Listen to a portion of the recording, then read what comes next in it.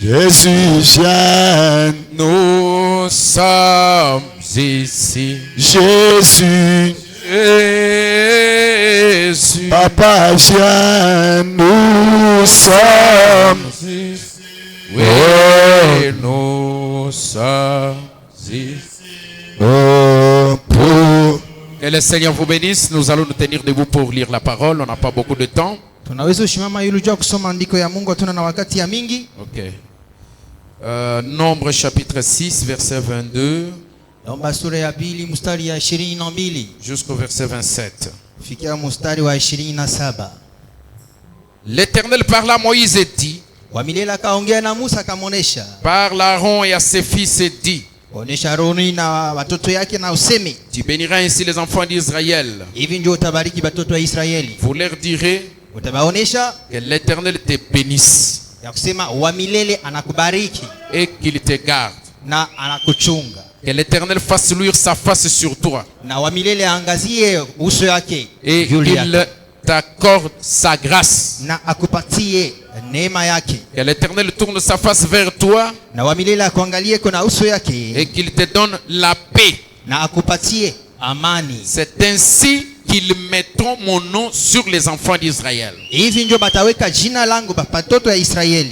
les bénirai. Vous pouvez vous asseoir pendant que je lis 2 Corinthiens chapitre 3 verset 3. La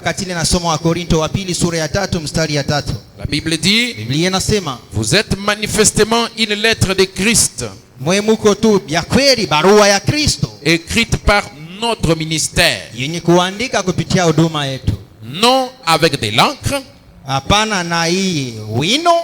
mais avec l'esprit du Dieu vivant.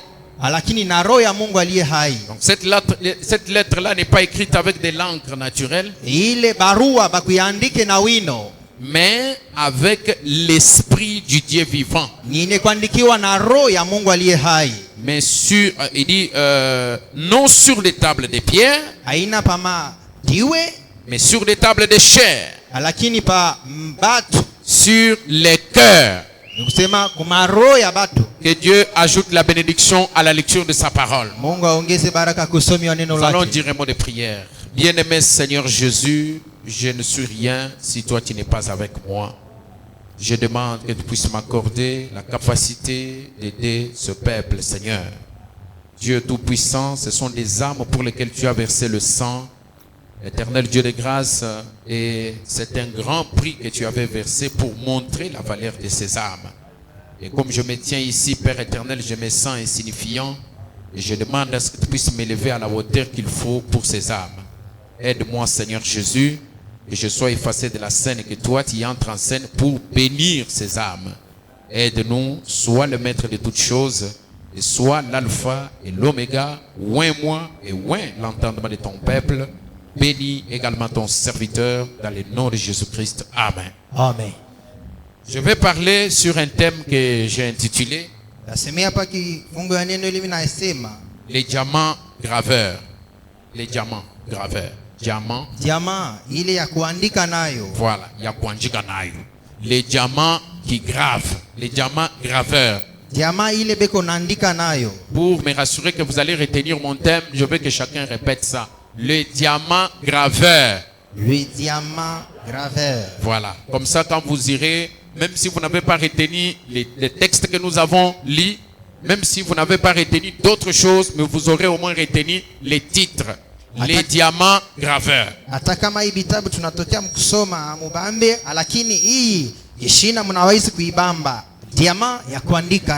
Alors, on n'a pas beaucoup de temps.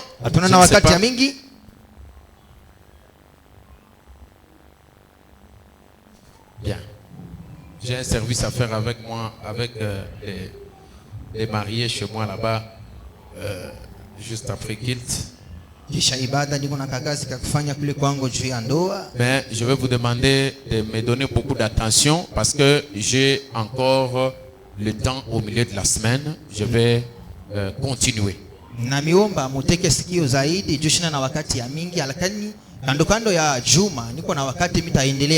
Donc je vous demande d'être beaucoup attentif. Nimeomba mkue mteke sikio zaidi. Pour aujourd'hui, je ne vais pas beaucoup traîner. Juu ya leo msitakawia. Je vais continuer au milieu de la semaine. Taendelea Nous mkatika. sommes encore ensemble. On m'a invité, j'ai fui comme il dit là, j'ai fui, mais je suis là. Niko mkatikati yenu, bali nialika kamili kimbia vya kweli. Sasa hapa nimeshakuwa niko mkatikati. Alors je reviens au texte que je viens de lire dans Nombre chapitre 6. Narudilia kusoma ile minasoma mu namba 6. L'Éternel parle à Moïse. Kwa milele akaongea na Musa. Il dit à Moïse, lui qui était prophète, Akaonesha Musa mwenye kuwa nabii, parle à Aaron et à ses fils. sema na Haruni na wanawake. Et dit, Na baoneshe, vous les fils d'Aaron, mwe batoto ya Haruni, vous bénirez les enfants d'Israël de cette manière. mutabariki batoto ya Israeli mui namuna. Comment vous allez les bénir? Mutabariki je? Que l'Éternel te bénisse. Ya kusema milele akubariki. Dites amen parce que pendant qu'on prêche, on prophétise. Sema amina juu wakati tunahubiri ni matabiri. Et qu'il te garde. Na wa milele akuchunge. Que l'Éternel fasse luire sa face sur toi. Wa milele angazie buso yake kwako. Qu'il t'accorde sa grâce. Akupatie ko neema yake. Que l'Éternel tourne sa face vers toi. Wa milele akuangalie ko na dicho ya mzuri. Et qu'il te donne la paix. Na akupatie amani. Mais écoutez le comble du sort. Asamshikie mwisho wa ile mambo inakuya. Au verset 27, Kwa mstari ya 27. Dieu dit, Mungu anasema, c'est ainsi qu'ils mettront mon nom sur les enfants d'Israël. ni mukufanya hivi jo bataweka jina yangu mu batoto ya Israeli. Donc en bénissant Israël avec ces paroles, Nikusema mukubariki Israeli na hii masemo. c'est une façon pour les Lévites de mettre les noms sur les enfants d'Israël. Ni namuna juu ya Walawi kuweka jina ya wamilele pa batoto ya Israeli. Et il conclut, il dit, Na anaendelea nasema, je les bénirai. mie wamilele te babariki. Quand le nom vient, Wakati jina nakuya, la bénédiction suit. na baraka na fata. Est-ce que vous dites amen?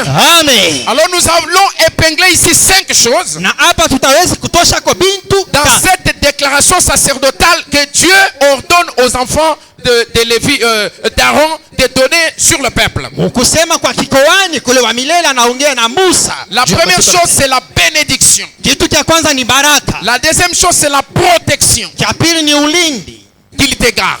Akuchungi. La protection. Ulinzi. La troisième chose, Kitu cha tatu c'est la lumière. ni nuru. Qu'il fasse luire Ye angazi sa face sur toi. uso yako kwako. C'est la lumière. Ni nuru. Et la troisième Na chose, kitu cha tatu ou la quatrième chose, wala cha ine c'est l'attention.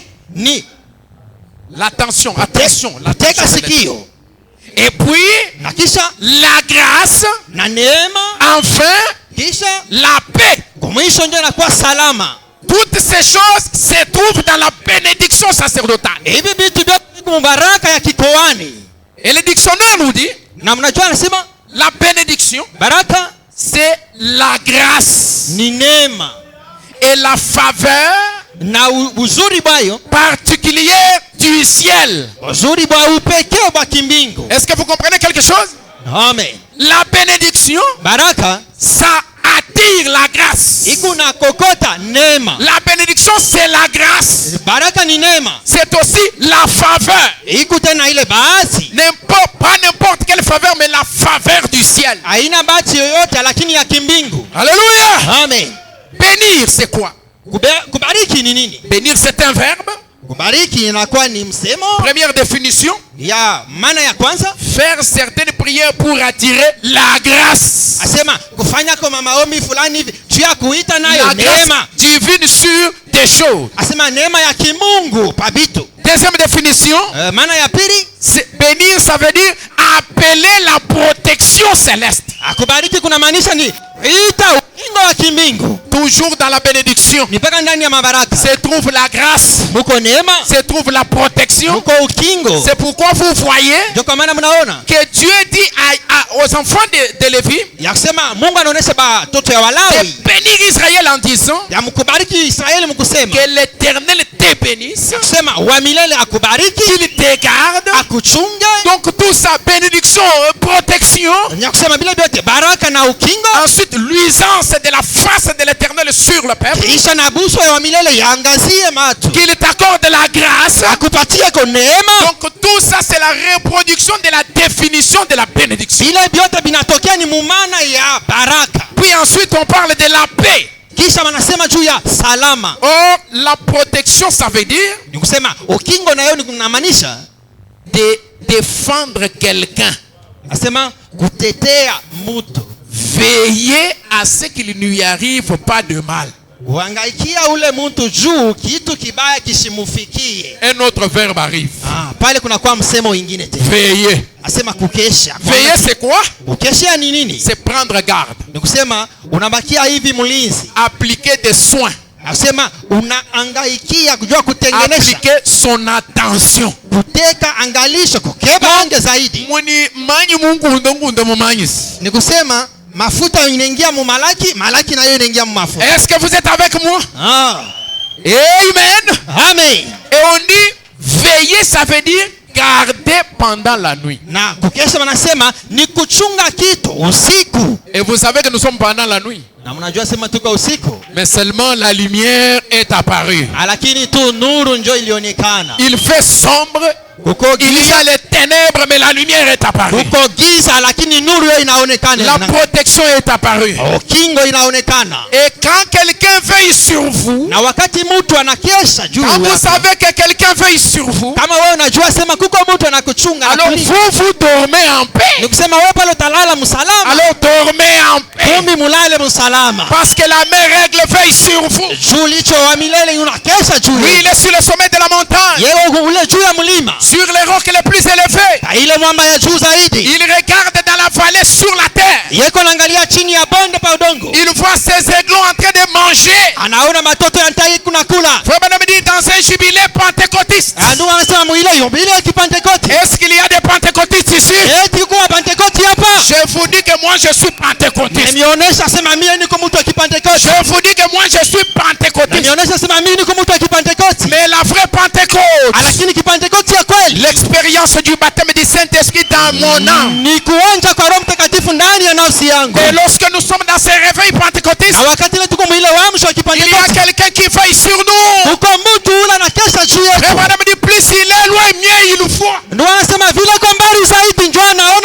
il nous voit mieux. Frère madame dit, lorsqu'un coyote vient, essaye de s'approcher de ses enfants. C'est comme le diable qui s'approche des enfants de Dieu. Et frère Branham dit, Dieu lui tomberait dessus. La même règle lui tombera dessus. Amen.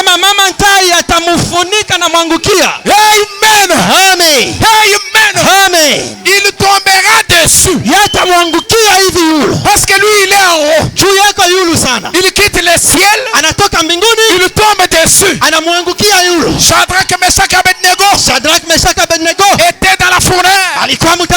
Qu'est-ce que l'Éternel a fait? Il est tombé dessus.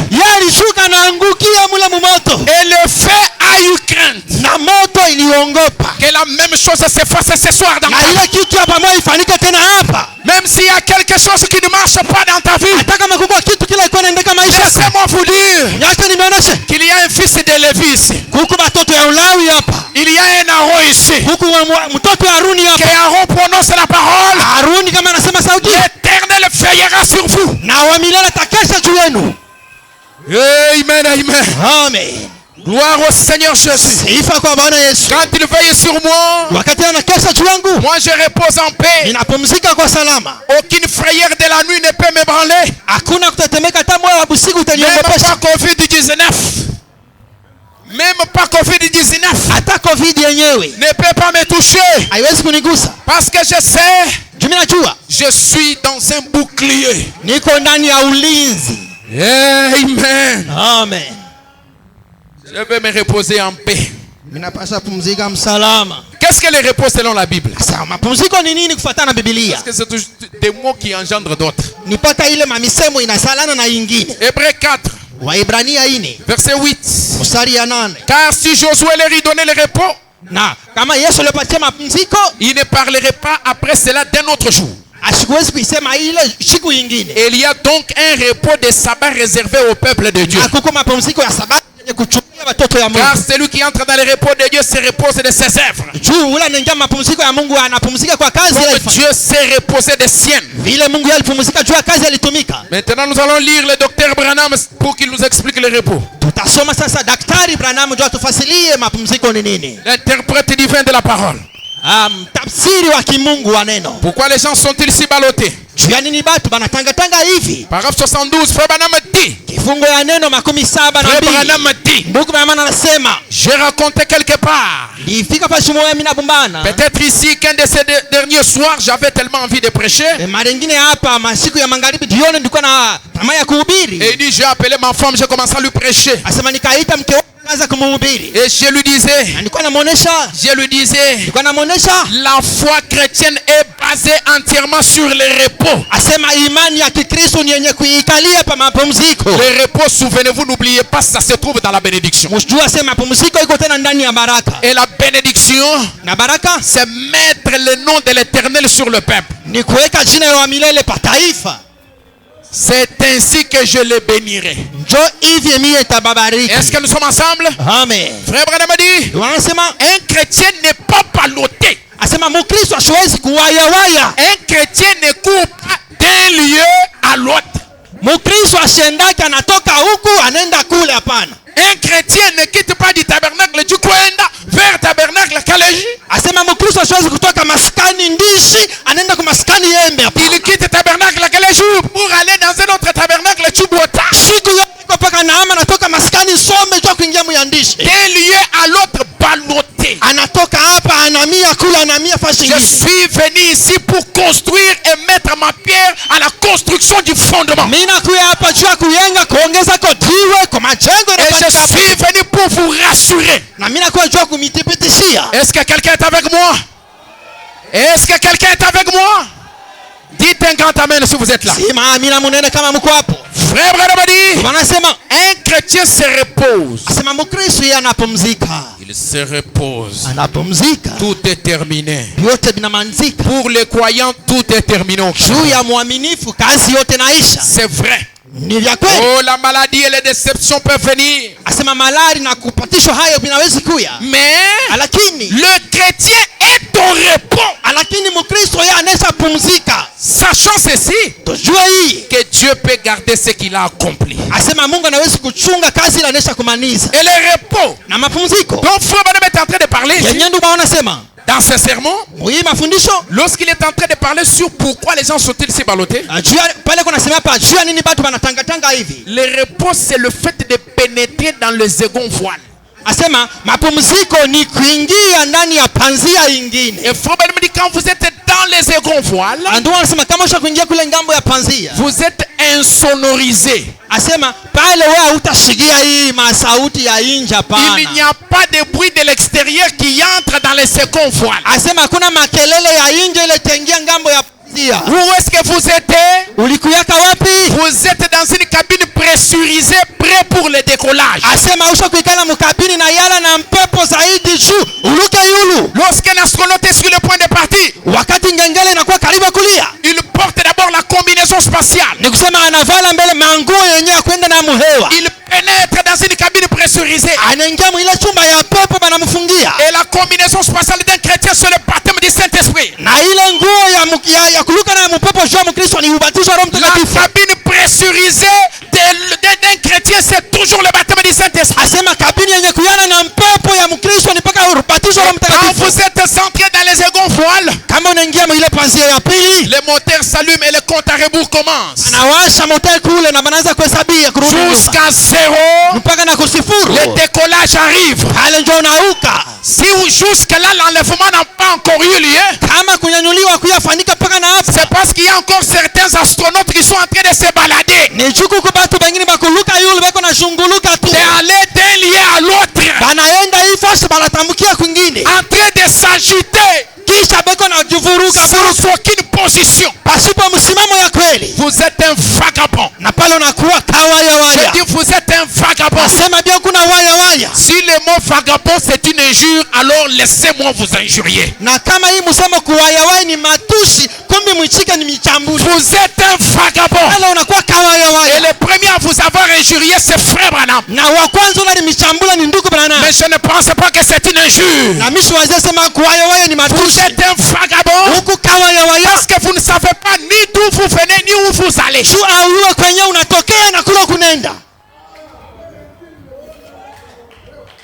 Frère Branham dit, c'est lorsque le Saint-Esprit passe le corps, il passe l'esprit, il entre dans l'âme. Le second voile. Là à l'intérieur, vous n'êtes plus ballotté. Vous êtes envoyé par la gloire de la chose. Aucune puissance extérieure ne peut vous secouer. C'est là que votre encre tient en dessous. Accroché au rocher des âges. Le Seigneur Jésus-Christ. Est-ce que nous sommes ensemble? Amen. Nous avons compris la bénédiction. Maintenant nous voulons comprendre ceux qui devaient bénir. Ce sont des Lévites. Lisons l'interprète divin de la parole. Qui sont les Lévites aujourd'hui? Parce que, souvenez-vous, je ne suis pas en train de vous parler de l'Ancien Testament. Je suis ici. Et il faut être ici. Question-réponse numéro 1. Du 3 janvier 1954 matin. Paragraphe 246. Frère Branham dit. Alléluia. Oh, alléluia. Oh, alléluia. Si vous pouvez comprendre ce qu'était ce temple. Que les Lévites étaient l'épouse. Vous dites amen à ça? Les Lévites étaient l'épouse. Maintenant, quand le péché surgit de tous côtés, les Lévites tirent les épées. L'épouse née du Saint-Esprit se tient là. Disant Jésus-Christ dans les positifs et Jésus-Christ dans les négatifs. Il est tout à fait le même. Le péché est toujours péché. C'est mal de faire ces choses-là. C'est vrai, ils se tiennent là avec une épée. Alors quelle est cette épouse qui tire l'épée? Parce que l'épouse, l'épée on ne la manipule pas par n'importe qui. Sinon tu vas te blesser. Parce qu'elle tranche de deux côtés. Vous envoyez comme ça, au retour elle peut vous blesser. C'est pourquoi il faut être habilité à le faire. Madame nous montre l'épouse qui manipule l'épée. Qu'elle se repose sur le seau. Paragraphe 233. Eh bien, bien sûr, c'est ce qui est en train de se passer en ce moment. Vous voyez, l'épouse de Christ, certainement, c'est le message de l'heure. Vous voyez, l'épouse de Christ, bien sûr, elle est composée d'apôtres. Est-ce que vous êtes avec moi? C'est ça l'épouse qui manipule l'épée. Elle est composée d'apôtres, des prophètes, des docteurs, des évangélistes et des pasteurs. Pas vrai? L'assemblée dit amen. C'est l'épouse de Christ, bien sûr. Elle a un grand ministère. Le ministère de l'heure. Est-ce que vous êtes avec moi? Maintenant, ce sont les Lévites qui devaient mettre le nom sur les gens. Et quand on met le nom sur le peuple, la bénédiction vient. baraka inafuata ile jina. Vous ne pouvez pas être béni si votre nom n'a pas d'abord été changé. Wewe hawezi kubarikiwa kama jina lako haikubadilishwe. Prenons l'exemple d'Abraham. Tubebe mfano wa Ibrahim. Abraham n'a jamais reçu le fils promis tant qu'il n'avait pas son nom changé. Ibrahim asikupokea mwana wa malako wakati yote ile jina yake ilikuwa yabadilika. Et aujourd'hui, Na leo, même si vous allez dans les auteurs de la révélation, hata kama unaingia maupana ya maufunuo, vous parlez de beaucoup de choses que vous connaissez. unasema vitu vya mingi venye unajua. Vous parlez des choses et des histoires qui sont dans la parole. Unasema vitu ile kwa maneno ya Mungu. C'est une bonne chose. Ni kitu kizuri. Vous jubilez quand on prêche le message. Unafurahi wakati wanahubiri Vous ujumbe. sautez plus haut. Unaluka juu zaidi. Dans les fils de l'homme là-bas. Au ile Fils yule. de l'homme, ouais. Mwana wa mtu. Fils de l'homme, Mwana wa ouais. mtu. Kibintu mbiabis. Asema bila shinjo bintu vya Yo kuchosha. bile tunapendaka. C'est ce que nous aimons nous. C'est ça les choses. Ipi nchopi ulikuwa wapi? Mais est-ce que ton nom a été changé? Sasa jina yako mwenyewe kunaluka inaweza Frère Branham a dit, Ndugu anasema, dans la voix de Dieu en ces derniers jours, asema mahubiri sauti ya Mungu mwima siku que ya c'est le mwisho. 20 janvier 1963, Yenye kuhubiri mu le 20 janvier au paragraphe 50, Frère Branham a dit, kifungu neno 53. votre nom marque votre vie. Asema jina lako inaonesha maisha yako. Alors nous voulons mettre le nom de Dieu sur le peuple. Sio tunapenda kuweka jina ya Mungu pa taifa. Et le nom de Dieu c'est lequel? Na jina ya Mungu ni gani? Je me souviens de la prédication du pasteur chez moi là-bas. Nakumbuka mahubiri ya pastori kule kwangu. Il dit Dieu il était en train d'écouter tata comment révéler son nom. Asema Mungu alikuwa na teso na muna kanya tafunula jina yake kubatu. Il arrive chez Moïse. Anafika kwa Musa. Il lui dit Anamuonesha. Je suis. Asema niko. Il prend seulement un petit i, il met là-bas. Anaweka tupa kadogo pale. Pour compliquer la chose. Jo bitu bijivuruke. Mais qu'est-ce que je vais dire au peuple? Asa, Je vais dire que quel Dieu m'a parlé. Taonesha bale batu asema ni Mungu kananituma. Je suis.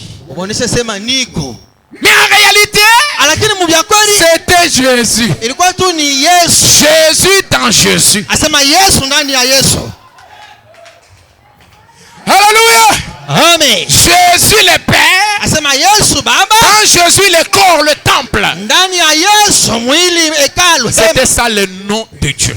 Ile ndio ilikuwa jina ya Mungu. Et le nom de Dieu, Na jina ya Mungu c'est aussi sa vie. iko tena maisha yake. C'est le Saint-Esprit. Ni Roho Mtakatifu. Est-ce que vous êtes avec moi? Vous dites Amen. Amen. Amen. Amen. Mais autrefois, ce nom-là a été placé sur le peuple. Lakini mara iliyopita ile jina liwekewa pa taifa. Aujourd'hui, nous voulons qu'il soit placé dans le peuple. Leo tunapenda ile jina iwekewe ndani ya taifa. Dans. Ndani ya. Pas sûr. Hapana. Dans l'Ancien Testament, on dit c'est ainsi que vous placerez les noms sur le peuple. Mwagano la kale banasema hivi ndio mtaweka jina ya wamilele pa. Aujourd'hui, nous voulons que ça soit placé dans le peuple. Leo tunapenda ile jina ya wamilele iwekewe ndani ya. Et je crois que beaucoup l'ont reçu. C'était le vendredi. Nazania bamingi balimpokea mkazi tano. Vous dites Amen. Ah, ça c'est bien. Mzuri kumbi. Exposé de cet âge de l'église. Uduba wa bizazi saba ya kanisa.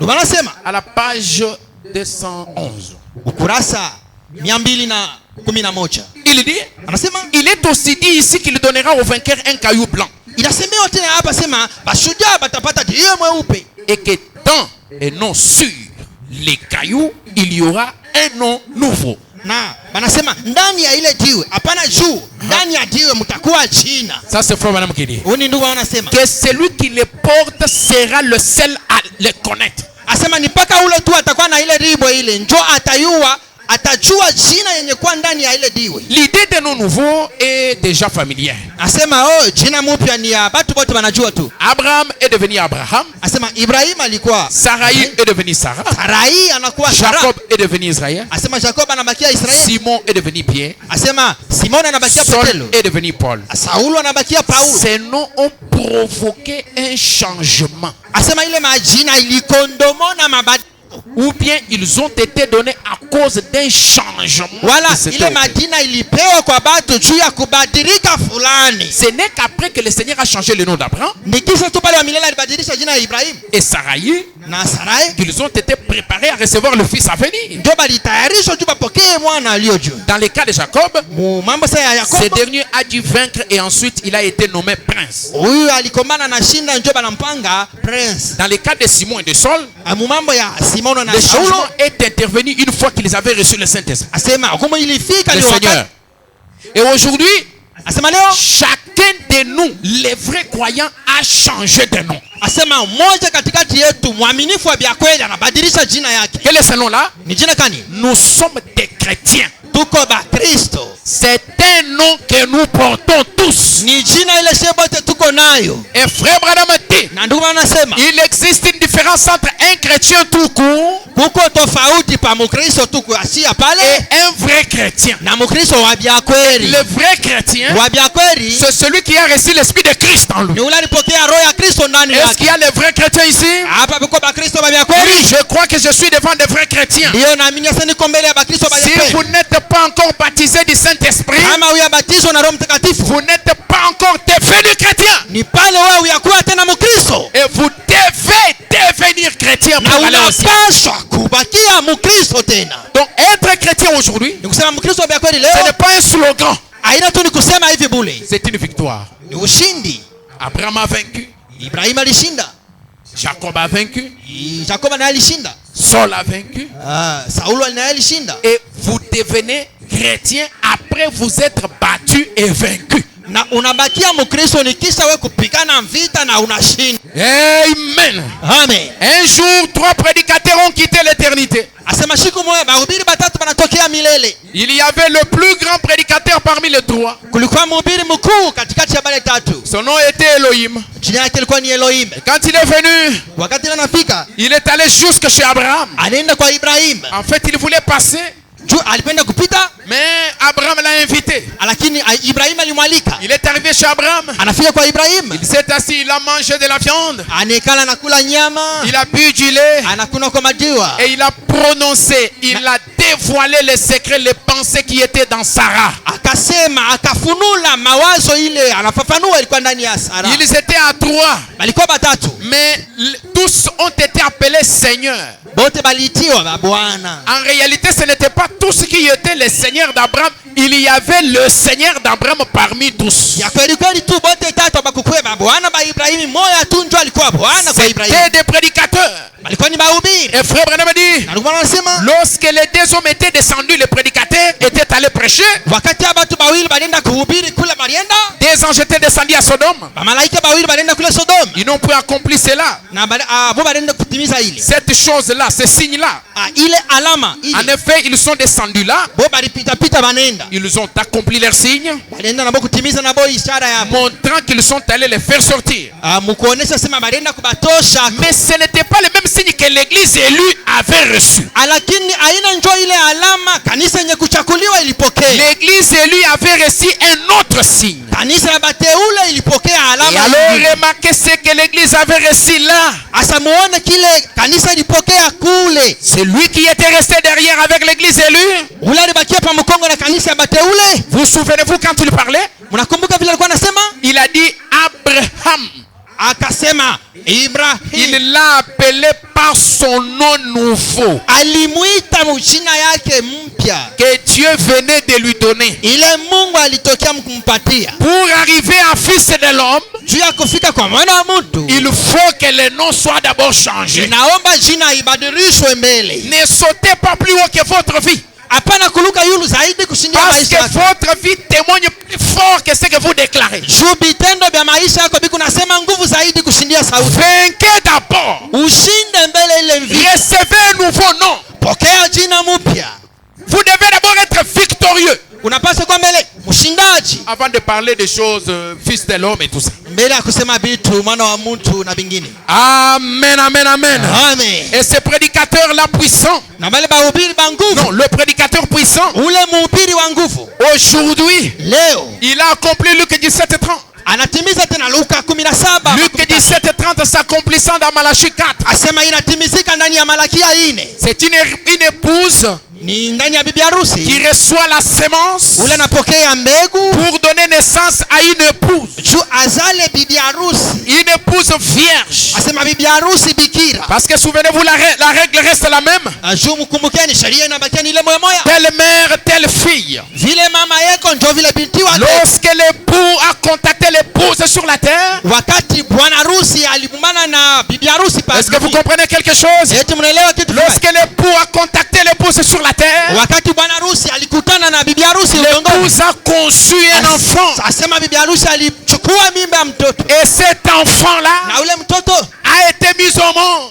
alizalika, a été manifesté. alionyesha kudunia. C'est vous qui êtes là qui me Ni regardez. wewe mwenye kwa pale Mungu ananyangalia. Et on dit toujours, Na banasema kila mara telle mère, vile mama yako telle fille. ndio vile binti wake. La nature, la vie que nous avons vue se manifester dans la mère. Asema maisha ile tunaona mama yako naishi. Si la mère était une prostituée, Kama ule mama alikuwa kahaba, les filles seront aussi prostituées. mabinti yake nayo itabakia masharati. Si la mère était une vraie mère, Asema ule mama kama alikuwa mama, les filles seront aussi de vraies filles. asema mabinti nayo itakuwa ya kawaida. Elles auront la vie qui va refléter ce qu'était leur mère. Na bale mabinti italeta maisha itaonesha kile mama yao ali. Parce que les habitudes se transmettent. Juma bisela binaambukiziana. Et si la vie de Dieu se manifestait dans notre mère, Na kama maisha ya Mungu ilionekana ndani ya mama est-ce que yetu. vous connaissez notre maman? Unajua mama yetu? Maman Marion. Asema mama Marioni. Maman Marion. Mama Marioni. Maman Marion a conçu et nous a mis au monde. Asema mama Marioni alichukua mimba na tuzaa. Nous avons vu ce qui s'est manifesté dans notre maman. Tuliona bila vilifanyika ndani ya mama wetu. C'était une femme qui ne faisait que ce que papa disait. Nilikuwa ni mama ule alikuwa anafanya paka kile baba anasema. C'était une femme véritablement modèle. Alikuwa tu ni mwanamke wa upekee.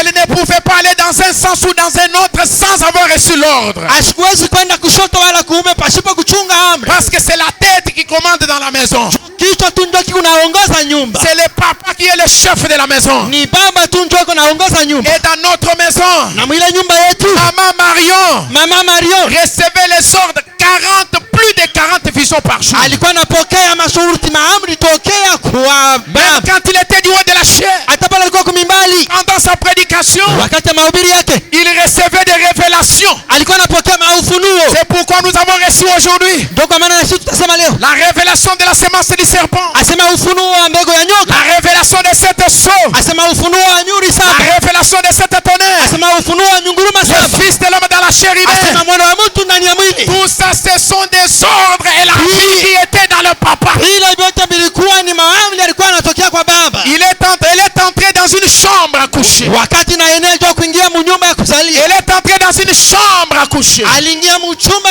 ya kulala. Et là, dans cette chambre à coucher, Na mwile chumba ya kulala, l'union invisible entre l'époux et l'épouse s'est passée. muungano isiyoonekana katikati ya bwana harusi na bibi harusi. Elle a conçu. Na pale alichukua Elle a mimba. commencé à mettre au monde. Pale anaanza kuzaa. Il dit, j'ai fait cette fois le tour du Asema monde. nilizunguka mara 7 dunia mzima. Et les étoiles de Dieu se trouvaient partout. Na manyota ya Mungu ilikuwa fasi yote. Je suis parmi ces étoiles-là. Niko miongoni ile manyota. Tu es parmi ces étoiles-là. Wewe uko miongoni ile manyota. Tu es une fille qui est engendrée par William. Wewe uko binti mwenye alizalika tokea William Branham. Gloire soit rendue à notre Seigneur. Sifa irudie kwa Bwana Et wetu. maintenant, nous devons comprendre Na hapo tunapaswa kuelewa que ce n'est pas l'époux qui prend le nom de l'épouse. aina bwana ndio tabeba jina ya bibi. On ne peut pas appeler l'époux du nom de l'épouse. Bwana bawezi kumuita mjina ya bibi Le hapana. nom de la femme, c'était Branham. Jina ya bibi ilikuwa ni Branham. Le nom de l'époux, c'était Jésus. Asema jina ya Bwana ilikuwa ni Yesu. On ne peut pas dire, Abawezi kusema, à partir d'aujourd'hui, Jésus, on va commencer à l'appeler Branham. abawezi kusema kuanzia leo Yesu batamuita Branham Est-ce que hapana. ce principe-là, ça marche correctement? Ile kanuni ile inashikirika. Le nom de l'époux Jina ya Bwana est venu sur l'épouse. hiyo ndio itakuwa kubakia pa bibi. C'est pourquoi on lui pose la question. Ndio kwa maana wanauliza. Quelquefois, nous pensons que c'est toi Jésus. Mara nyingine tulikuwa na wazee sema wewe njoo Il Yesu. dit dans un sens, c'est une vérité. Asema munamuna ingine ni vya kweli. Mais dans un autre sens, Asa munamuna ingine ça sera antichrist. ile yoyo unakuwa mpinga Est-ce que Kristo. quelqu'un peut me donner un grand amen? Amen amen. Alléluia. Amen. Gloire à Jésus. Sifa kwa Yesu. Dans les lieux très hauts. Dans les lieux très hauts. mufasi ya juu zaidi. Qu'il soit loué à jamais. Asifiwe milele. Maintenant suivez ce qui suit. Asa mshikie kile kinafuata. Frère Branham dit, Ndio anasema Dieu Mungu a suscité non seulement des messagers pour chaque âge, alilamusha aina paka bajumbe juu ya kizazi kyote, mais il a également suscité des merveilleux auxiliaires. Asema alilamusha kotena na bakubafatia bazuri. Je veux que vous soyez sérieux maintenant. Minapenda hapa mkwe na mkazo sasa. Des merveilleux auxiliaires pour ce message. Bakufatia bajumbe na bo bakuwe batu bazuri. Il a donné à chaque âge de merveilleux hommes de Dieu. Asema kukila kizazi alipeleka ko batu bazuri. Pour il dit des hommes de Dieu qui ont fait tout leur possible pour ramener l'église à Dieu. Asema batu ba Mungu bale batafanya nguvu yabo yote juu kupeleka ko batu kwa Mungu. Est-ce que nous sommes ensemble? Amen. Nous avons compris que les Lévites c'est qui? Tunaelewa sema Walawi ni nani? Les Lévites c'est quoi aujourd'hui? C'est l'épouse. L'épouse pas n'importe laquelle, mais l'épouse qui manipule la parole. Aina bibi harusi yote yote hapana, ni ule bibi Et harusi. cette épouse là, na ule bibi harusi elle est ici. yeye kwa hapa. Nous sommes ensemble avec moi. Cette épouse qui manipule l'épée là, ule bibi harusi yako natumikisha mpanga pour grâce étonnante tabernacle, juu ya maskani neema kushangaza, c'est le pasteur Daniel. ni pastori Daniel. J'ai dit que celui qui veut se fâcher, qu'il se fâche déjà dès la première minute que je commence à parler. Nitangulia kusema ule anapenda kushirika anziepo kule ile dakika ya kumwanzo. Maintenant, je parle du diamant qui grave. Asa hapa niko nasema juu ya diamant ile kunaandika. Peut-être que je ne vais pas entrer dans mon sujet. Mara nyingine msitaweza kuingia mu. Venez nombreux pendant la semaine. On va entrer. Mkweba mingi mkatikati ya juma. Parce que là, je suis pressé. Juu hapa ni kwa haraka. Maintenant, sasa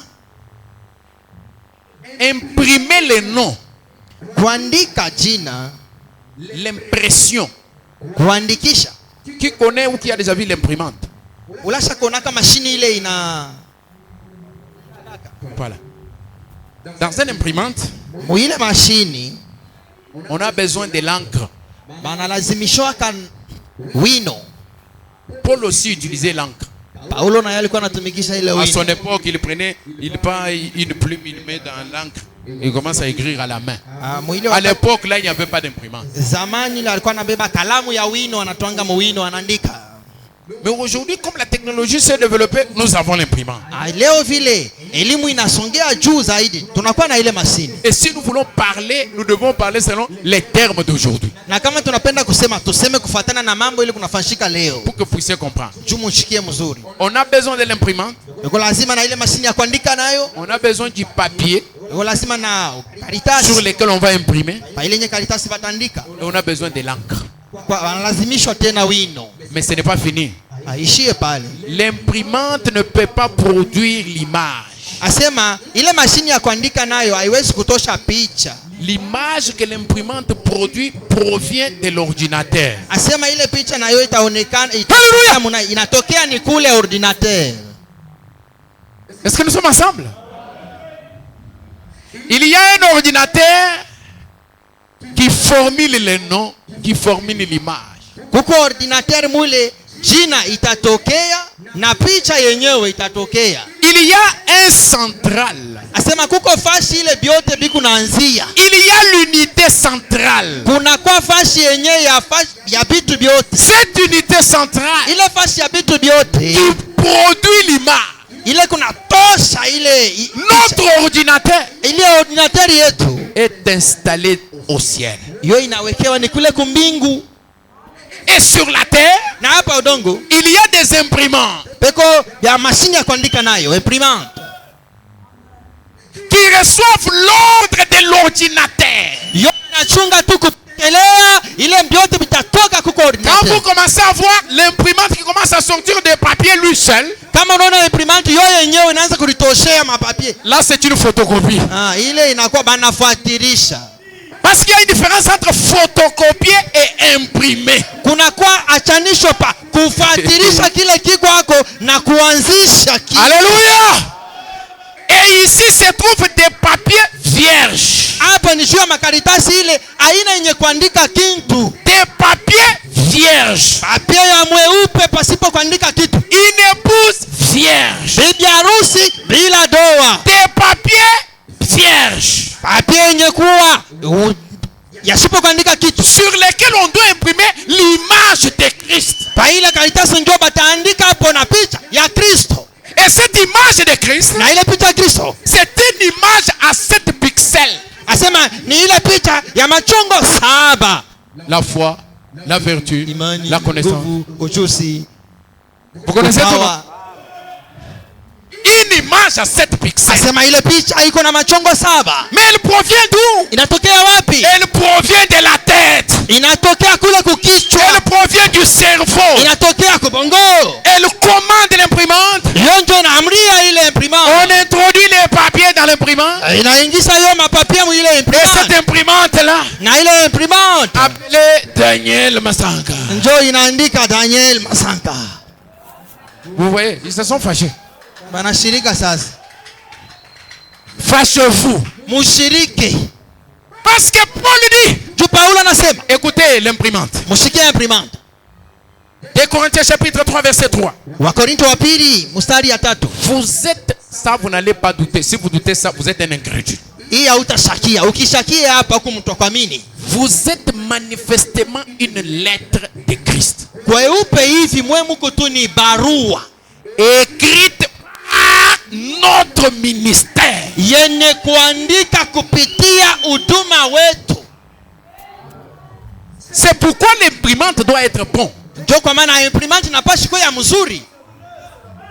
Si c'est un mauvais imprimante, ça va abîmer les papiers. Kama ile imprimante haina mzuri itaribisha makaritasi pale. Vous allez commencer à voir ça roule comme ça, le papier sort, il est froissé. Unaona ile imprimante inaanza kutumika hivi, papia kutoka kule yenye kukunja kunja. On prêche, on prêche, on prêche. Wanahubiri. Il prêche, il tue, il choue. Ni kusema anachafula Les mkuhubiri. papiers qui sortent de là, ce sont des papiers froissés. Papia inatoka nafika kule yenye kukunja kunja. Les papiers qui mènent n'importe quelle vie. Asema ile papia hiyo iko na zola tu maisha yoyote. Ils n'ont pas l'écriture de Dieu sur eux. Ile papia haina na andiko ya Mungu. Ils n'ont pas le nom de Dieu sur eux. Abana bo na jina ya Mungu juu ya. Ils n'ont pas la vie de Christ sur eux. Maisha ya Kristo mu maisha yabo haina mo. Ils sont abîmés. Bo banesa kuharibishwa. Il n'y a pas de nouvelle naissance. Abana na kusalika jipya. Il n'y a plus de Saint-Esprit. Hakuna Roho Mtakatifu. Du 1er janvier Kuanzia mwezi ya au kwanza tarehe 31 décembre, na mpaka tarehe ya mwisho l'imprimante ne fait que produire, recevez l'argent. imprimante ndio iko nasukuma tu paka makuta ya ile mzole. Recevez les véhicules. Asema gari hiyo naye tabeba kontaki. Recevez les passeports. Asema Ces choses-là sont de la terre. abile bintu ni hapa udongo. Nous sommes des pèlerins pour le ciel. Sisi tuko bapelelezi basafiri tuko na Nous sommes en voyage. tuko msafari. Nous sommes en voyage. Msafari. Nous sommes des pèlerins. Tuko bapelelezi. Nous quittons de l'éternité Tunatoka mileleni vers l'éternité. kwenda mu milele. Ici, nous y sommes pour un peu de temps. Hapo chini ya udongo tuko hapo juu ya dakika C'est kidogo. pourquoi quand vous voulez choisir les bureautiques, Ndio kwa maana kama unapenda kuingia mu birotiki l'église, kanisa hii choisissez le bon bureautique. chakula birotiki ya vya kweli. Parce que si dans ces bureautiques-là, il y a un mauvais imprimant, Kama mwila birotiki ya imprimante ni ya vous kufa. allez sortir d'ici froissé Kukunja kunja. ou même photocopier. Utatoka pale weye bana kufuatilisha Mais pa Bwana mwingine. Mali, Ndio maana nasema les gens vont dans des églises. watu wanaingia makanisa Au lieu de recevoir le Saint-Esprit, pale pa kupokea Roho Mtakatifu. ils reçoivent l'esprit les uns des autres. Asema baba yuko anapokea maroho ya basi. Ça, c'est la photocopie. Ile inakuwa ni photocopy. Mais la photocopie n'est pas l'original. Photocopy haina ndio original. La photocopie n'est pas l'original. Photocopy haitafananaka na original. La photocopie, c'est une photocopie. Photocopy inabakia tu paka photocopy. Vous êtes entré dans l'église, Unaingia mkanisa, vous avez reçu l'esprit religieux. unapokea roho ya madini. Vous avez copié la vie de quelqu'un quelqu'un d'autre. Unafuatilisha maisha ya mtu C'est mwingine. dont nous avons besoin. Bila tunalazimishwa C'est sheria. d'un contact avec un véritable imprimante. Asema uingie mumapatano na Roho Mtakatifu wa kweli. Et c'est dont l'imprimante a besoin. Na kila imprimante C'est d'un contact avec le vrai ordinateur. ni kupatana na ordinateur ya kweli. L'ordinateur nous fournit l'image qu'il faut. Asema ordinateur ndio tampatia picha ya kweli na Est-ce que quelqu'un peut dire amen? Amen. Et maintenant, que dire Na sasa utasema des autres imprimantes je jua ma imprimante ingine. qui sont connectées Yenye kuunganisha à des ordinateurs de la franc-maçonnerie? Kuma ordinateur ya maflamasho. Quand c'est telle date, il voyage. Kama ile tarehe inene ya safiri. Je pars au repos. Minenza nikapumzika mbele. Ce n'est pas mauvais. Le repos, attache botaba. Nous avons besoin du repos. Même nous aussi nous avons tout lazima na ile repos il mapumziko. Mais wewe unikalaka na date paka moja ile wewe unafanyaka repos yako. Toi ton repos là c'est toujours à la même date, à cette date là toujours. Afrique du Sud. Toujours il est date yako. Ton repos à toi c'est toujours en Afrique du Sud à la même date. Unaenda kule. Tu arrives là-bas. Tu pars recevoir les images de la franc-maçonnerie pour venir transférer sur les papiers d'autrui qui sont vierges. Unaenda kule kwa nkambo yako muloji akaongezeko mapicha ya baloji kule kwa Afrique du Sud ukwe ukunje kunje mapapia. Que Dieu te bénisse frère, j'allais te transporter. Amen. Quelle sorte d'imprimante vous êtes? Wewe unakuwa imprimante ya jamuna Et kani? quelle sorte de bureautique vous êtes? Asa wewe ni bureautique ya chile huko. Il y a aussi des bureautiques où vous entrez. Kuma bureautique ingine unaingia. Vous trouvez tous les imprimantes abîmées. Unakutanisha ma imprimante ya kufa. Abîmées. Hata kuwaka kwenye iwakaki. Abîmées. Yenye kufa. Oh mes amis. Oh marafiki. Nous avons besoin des imprimantes qui sont en action. Tuko lazima na ma imprimante iko natumika. Pas des imprimantes qui relatent des histoires. Aina ma imprimante sio kubakia paka mkuteka arishi. Et nous servira-t-il un Dieu de l'histoire? Mungu wala alifanyaka zamani bisha kupita tusaidie shele huku nini? S'il n'est pas le même aujourd'hui. Kama leo anesha kubadilika. Pendant que je parle, Wakati niko nasema, je sens une forte onction sur moi. nasikia upako kabisa juu Et yangu. cette onction-là peut créer quelque chose dans la vie de quelqu'un. Na ile upako inaweza kuumba kitu maisha ya mtu. Et si quelqu'un a la foi, Na kama mtu ako na imani, vous allez sortir ici une nouvelle personne. utatoka hapa mtu wa sasa. Même si tu es malade, Hata kama ulikuwa mgonjwa, la maladie ne peut pas tenir devant la puissance de l'ange de l'Éternel. malaria haiwezi kushama mbele ya uwezo ya Mungu. Alléluia. Merci Seigneur. Asante Bwana. L'ange du Seigneur est ici. Malaika wa Bwana yuko hapa. Amen, amen. Amen. Il est vraiment ici. Eko bya kweli hapa. Gloire à Dieu. Sifa kwa Mungu. Gloire à Dieu. Sifa kwa Mungu. Oh, c'est le temps d'imprimer des papiers. Hii ni wakati ya kuandika kwa mapapier. Frère Branham a dit, Wanasema exposé de cet âge de l'église, huduma wa vizazi saba kanisa. à la page 299. Karitasi ya 299. Il parle de comment Anasema namna kani l'impression a évolué au cours du temps. kuandika mabarua kuliongezeka kujusi mu wakati. Frère Branham dit, c'est bien sûr au 5e âge de l'église, au 5e âge qui a préparé les voies de ces puissants mouvements. Asema ni wakati ya kizazi cha tano nchoko litayarisha ile manjia ya hii movement ya nguvu ilifanyika. Puisque c'est l'âge de l'exploration, Juni kizazi cha kujua kufahamishana na vitu. de la colonisation, Ile yenyewe watu walikuwa mbutumwa. de l'invention de l'imprimerie. Ile yenyewe balianza kuumba kufanya mashini ya kuandika nayo. Donc le 5e âge, Mu kizazi kile cha tano. c'était quel âge? C'était l'âge de qui? Ilikuwa ni kizazi cha nani cha tano? De Luther. C'était Luther, 5e âge. Non, 5e. Oui, 5e âge. C'est Luther. Amen. Amen. Et déjà au 5e âge, Na mwile kizazi cha tano. c'était l'âge de l'imprimerie. Ilikuwa ni kizazi cha bananza kuandika. Oh, il n'y a rien à négliger, mes amis. Hakuna kitu cha kusula hapa sasa. La prophétie dit, Le prophète Branham dit, chaque fois que vous voyez quelque chose dans le naturel, sachez que cela est aussi dans le spirituel. L'âge de l'imprimerie marquait également le début du processus de l'impression de la vie de Dieu sur le peuple.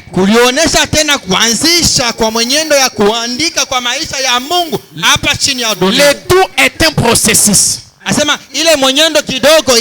Il y a d'abord la fabrication du papier. Après des chiffons. Parce que les papiers on les fabrique à base des chiffons des arbres. Et puis ça continue comme ça jusqu'à ce qu'on invente l'imprimante, pas l'imprimerie mais l'imprimante, pour imprimer l'image là-dessus. Et Frère Branham dit que c'est un processus. Allumez la lumière, paragraphe 106. 25 janvier 64. Frère Branham dit, vous voyez cela? Vous savez ce que je veux dire. C'est Christ qui prend maintenant les chiffons d'hier. Les luthériens, les méthodistes, les presbytériens et les autres. Ça, ce sont des chiffons. Frère Branham dit, il les fait passer par un processus. Quel genre de processus? Un processus du Saint-Esprit. En plus de ce qu'ils avaient fait, faisant cela jusqu'à ce qu'il imprime sa propre image. Parce que cette image ne doit pas être une image partielle. Ça doit être une image complète. Vous pouvez voir 3 pixels. C'est le cheval ou c'est la chèvre? Mais il faut que tous les pixels soient complets. Et c'est une image à 7 pixels. On a commencé à faire d'abord les chiffons. Les luthériens, les presbytériens, ainsi de suite. Frère Branham dit, jusqu'à ce qu'il imprime sa propre image. Est-ce que nous sommes ensemble? Quand l'Église et Christ deviendront un dans l'union. Et là, souvenez-vous, on est déjà près de la tête de la pyramide, la pierre de fête. Frère Branham dit, il dit, je crois que vous voyez cela. Je crois que vous le voyez. Donc nous comprenons que le processus c'est la justification. Bon, ça ce sont des choses que vous connaissez. Sanctification, baptême du Saint-Esprit. Je crois qu'on vous a enseigné ici un thème intitulé les 3 pas de la grâce, quelque chose comme ça. Parce que celui-ci vraiment on traite beaucoup avec lui. Hein? Les 3 pas vers la grâce, quelque chose comme ça. Mais j'ai ce thème-là, j'ai ça dans l'ordinateur. Est-ce que nous sommes ensemble? Donc vous comprenez que l'impression de cette image, c'est un processus.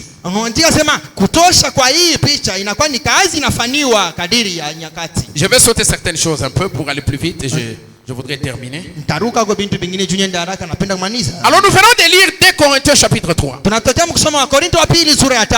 pouvez pas avoir le nom de Dieu imprimé sur vous sans passer par un ministère. Non.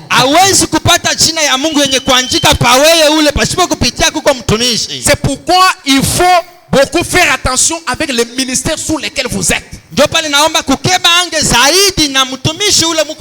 Vous voyez ici Paul qui dit, vous êtes des lettres qui ont été écrites par notre ministère. Qu'est-ce qui fera que vous puissiez douter? Vous puissiez douter. Hein? Qu'est-ce qui va vous amener à douter? Parce que vous ne pouvez pas recevoir le nom hawezi kupata jina. Le nom ne peut pas être imprimé sans imprimante. Jina nayo hawezi kuandika kama mashini ya kuandika nayo hainako. Et vous devez vous abonner à un seul bureautique. Na wewe unapaswa kubakia tu ni kuile birotiki moja juu ya kuandikisha jina. Même dans ces bureautiques, hata mwile nya birotiki yako, si l'imprimante n'est pas bon, kama imprimante ya mwile birotiki haitumike mzuri, ça va toujours faire des dégâts. Italeta paka mambo. Ça va toujours déranger. Itavuruka. Souvent, on imprime avec vous des papiers. Vous avez vu l'autre fois quand on voulait imprimer un document, je vous ai dit que la cartouche est mauvaise. On a d'abord retiré comme ça. Est-ce que nous sommes ensemble? Ah. Donc, l'imprimante peut avoir manqué l'encre. Asema, ila imprimante inawezi nayo wino inesha kuisha.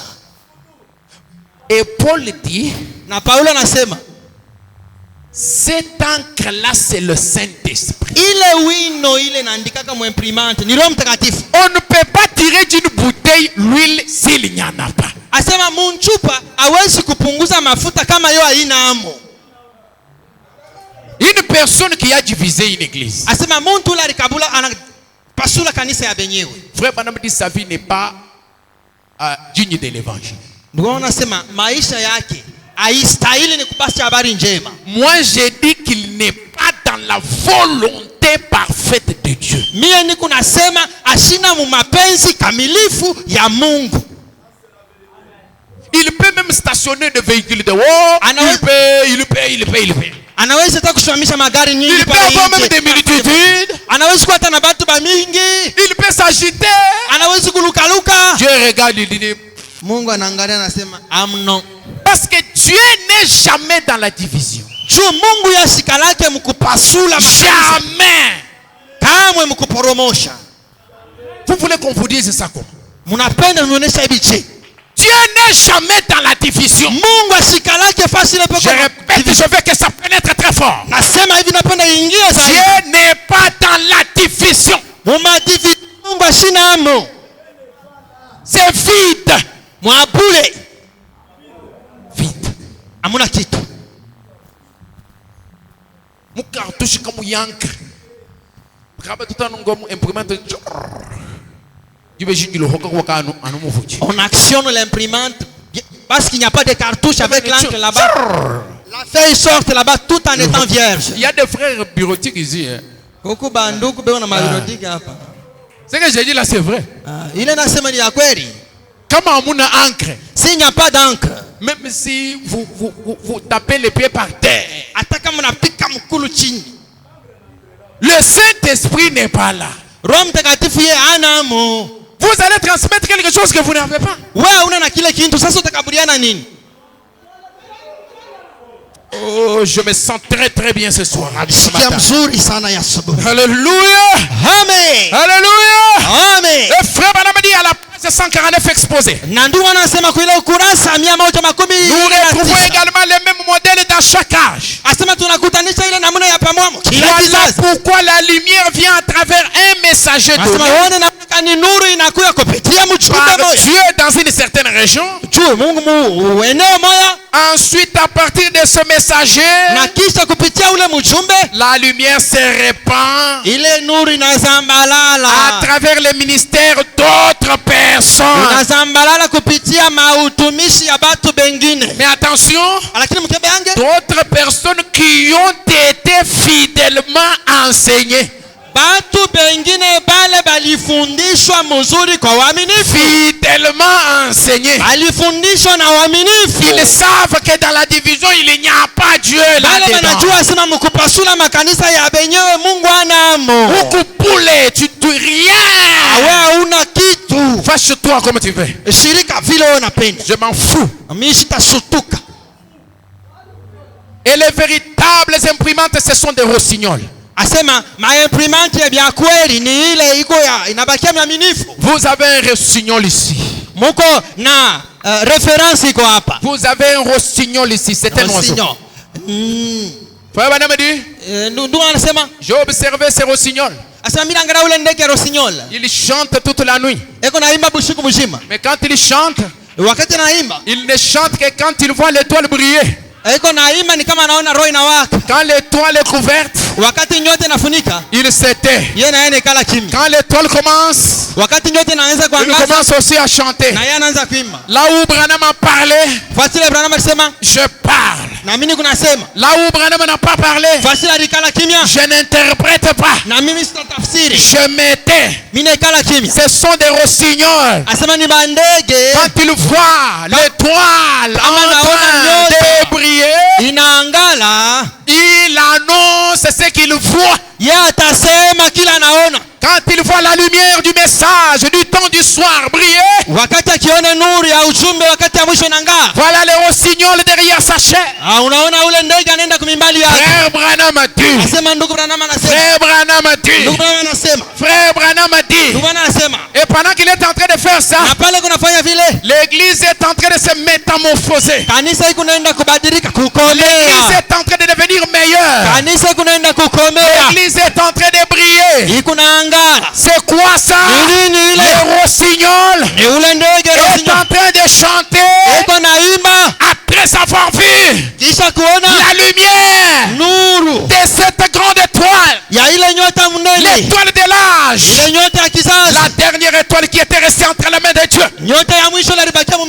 Cette étoile qui est le plus longtemps possible restée dans la main de Dieu. La 7e étoile, quand elle a été larguée, les rossignols sont venus, sont sortis de là. Sont allés à Lubumbashi. Les rossignols sont allés en Mbujimayi. Mais il faut que ça soit des vrais rossignols. Parce qu'il y a des rossignols qui ont pris les ailes des rossignols, ils se sont collés. Pour paraître comme étant des rossignols. Mais la vraie nature du vrai rossignol finira par se révéler. Si vous êtes un faux rossignol, ça va finir par se savoir.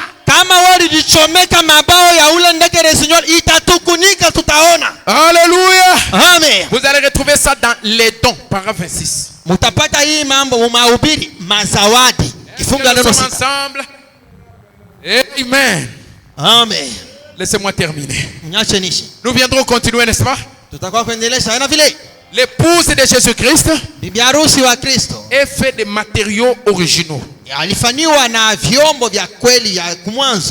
Et les prédicateurs qui viennent vers l'épouse doivent être aussi des matériaux originaux. Ils doivent être préordonnés par Dieu. Ils ne doivent pas être des aiguilles à coudre ou des épingles. Ça, nous allons jubiler le mercredi. Les gens viennent à l'église. Ils sont vierges. Ce sont des disques vierges. Mais quand on arrive au moment de graver les disques, on trouve une épingle au lieu d'une aiguille de gramophone.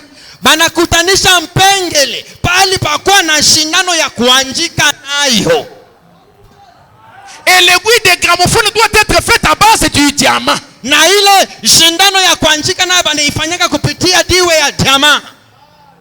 Ça doit être un diamant. Si c'est une épingle, ça va déranger le disque. Ce sont ce genre de disques, quand vous les mettez dans le lecteur, il commence à faire tchoc.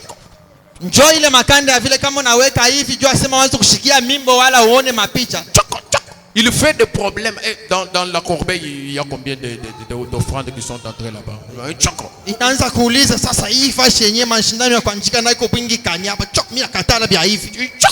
Il fait, donc ce sont des disques qui ont été mal gravés. Finalement, combien d'aiguilles comme ça? Il a vagabondé dans les différents tabernacles comme ça. Et il est plein de choses mauvaises. Un disque mal gravé. Je vais revenir sur ça le mercredi. Des disques mal gravés. Beaucoup de troubles dans l'église. On essaye de le ramener sur l'ordre. Il refuse. Un bouc.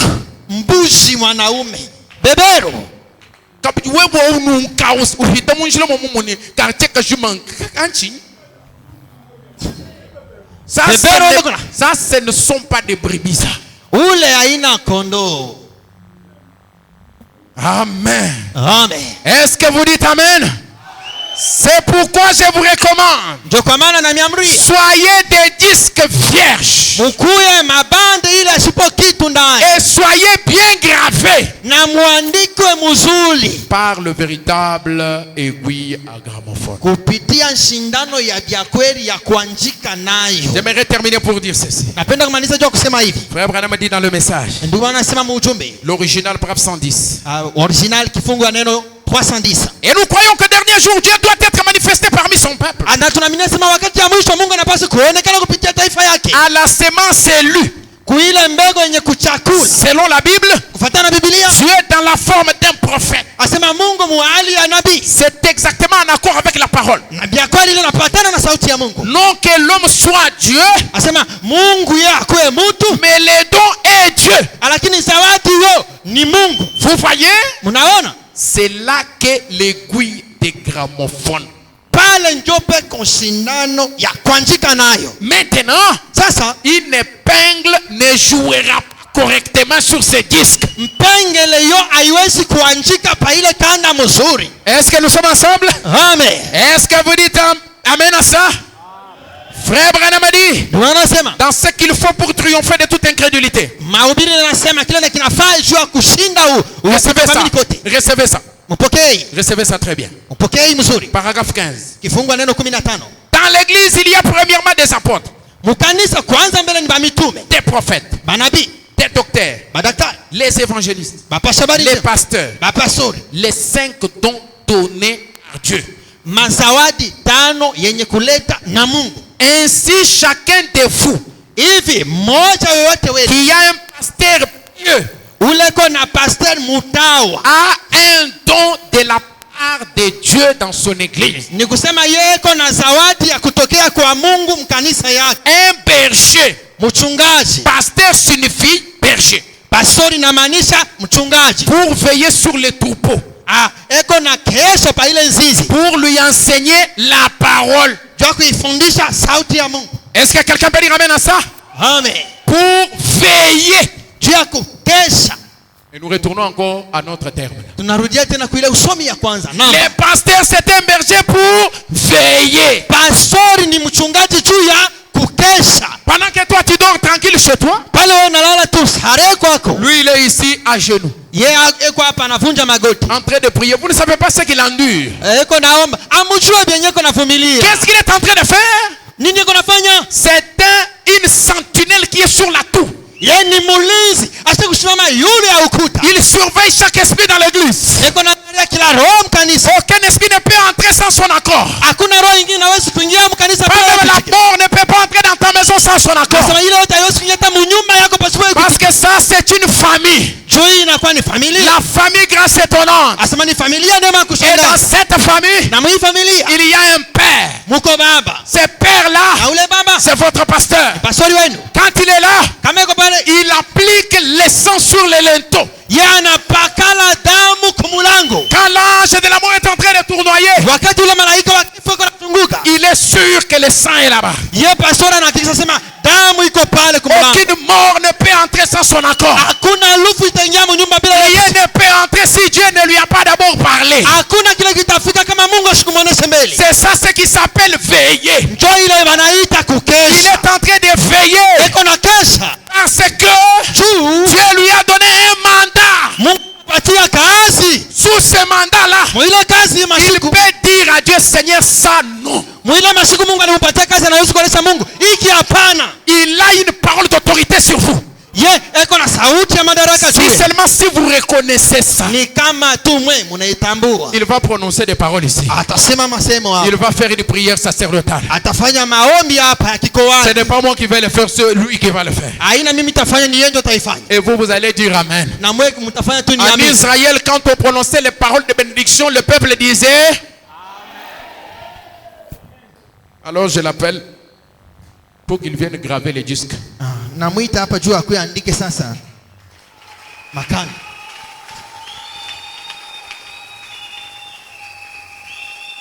Oh là là, oh là là. Oh my, oh my. Oh là là. Que Dieu bénisse Pasteur Richard. Mungu abariki Pastor Richard. Inclinons la tête. Tuinamishe vichwa. Dans l'humilité du cœur. Unyenyekevu wa roho. Avec toute la foi. Na imani yote. Avant que je puisse prononcer ces mots. Mbele ya kutamka hii masemo. Je voudrais d'abord dire à chacun de nous. Napenda mbele kuonesha mtu yote katikati yetu. Peut-être si dans votre cœur là, mara nyingine kama mroho yako mule, tu avais quelque chose contre les pasteurs. Ulikuwa na kitu fulani ushakumwambia pastori kuroho. Ou tu avais parlé du mal. Wale ulisema kwa bibaya juu ya pastori. Il y a risque que ces paroles de bénédiction ne vous soient pas profitables. Kuko hatari moja ya kusema hii masauti ya mabaraka usiifaidie.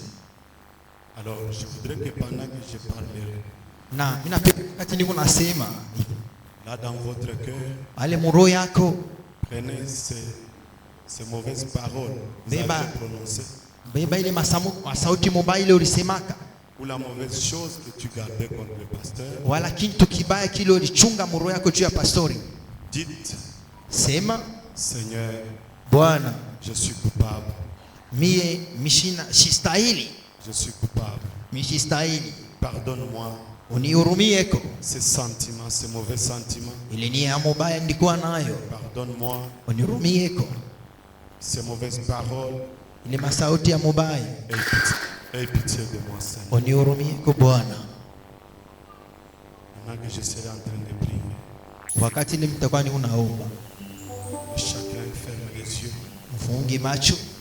Posez la main gauche sur le cœur. Mkono ya shoto muweke